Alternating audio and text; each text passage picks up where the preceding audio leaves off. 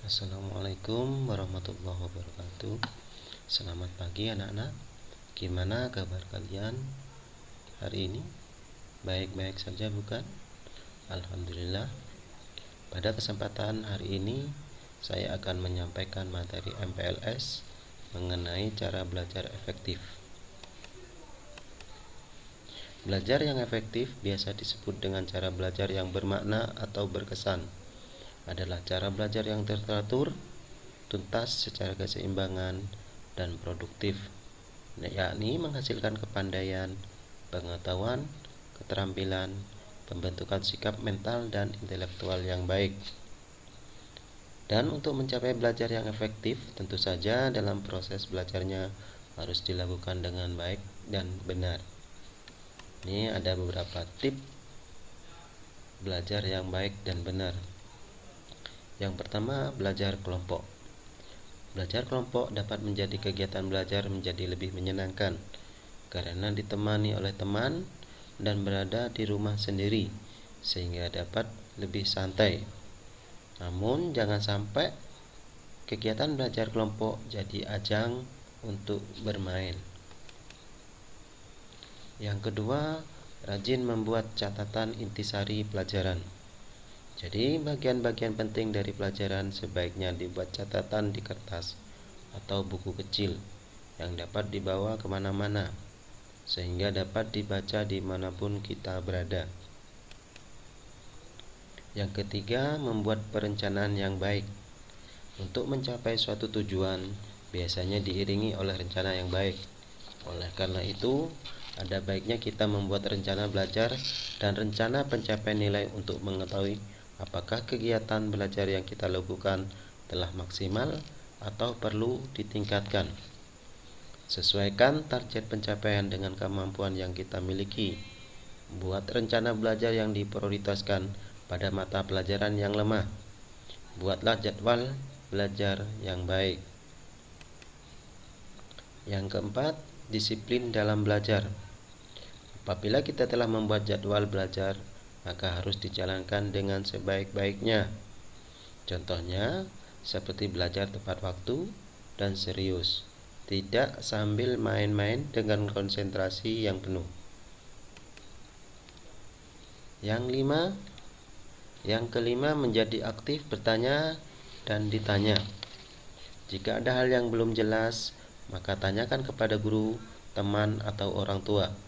Jika kita bertanya, biasanya kita akan ingat jawabannya. Yang keenam, belajar dengan serius dan tekun.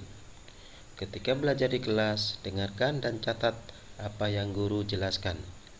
Catat yang penting karena bisa saja hal tersebut tidak ada di buku dan nantinya akan keluar saat ulangan atau ujian.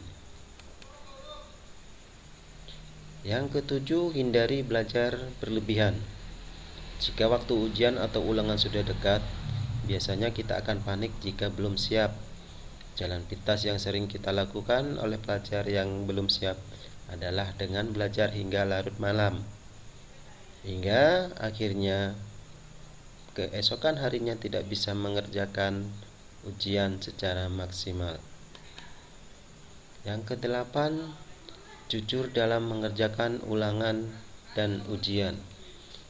Hindari mencontek ketika sedang mengerjakan soal ulangan atau ujian.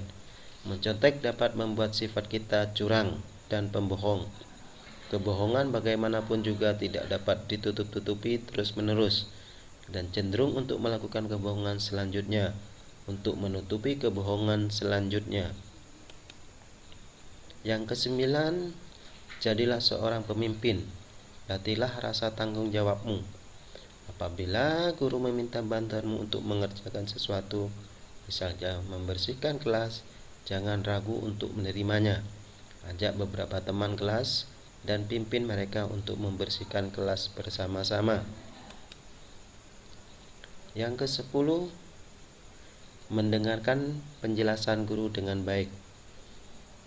Jadi jawablah setiap pertanyaan yang diajukan oleh guru apabila kamu mengetahui jawabannya. Jangan menunggu guru untuk memanggil kamu untuk menjawab pertanyaannya. Yang ke-11, jangan malu bertanya. Jadi jika kamu belum mengerti sesuatu, maka tanyakan kepada guru. Yang ke-12, selalu mengulang pelajaran yang sudah diajarkan. Jadi setiap pulang sekolah, pelajari lagi pelajaran yang sudah dipelajari di kelas di pagi hari. Yang ke-13, lokasi dan situasi yang kondusif. Jadi cara yang paling efektif untuk belajar adalah mencari tempat yang nyaman dan tidak terlalu banyak gangguan agar kita bisa konsentrasi. Yang ke-14, mulailah dari hal-hal yang kecil, yaitu mulailah belajar dari topik yang paling kamu sukai. Setelah itu barulah dilanjut dengan topik yang lebih menantang. Hal ini dimaksudkan agar kita tidak langsung down dan putus asa jika mengerjakan soal-soal sulit terlebih dahulu. Terus yang ke-15, fokus. Jadi ketika belajar kita dituntut untuk serius, jangan setengah hati. Karena pikiran kita tidak dapat melakukan atau memikirkan beberapa kegiatan atau hal dalam satu waktu. Jadi itu sedikit materi dari saya, dan ini mohon dijawab pertanyaannya ya. Terima kasih, saya akhiri. Assalamualaikum warahmatullahi wabarakatuh.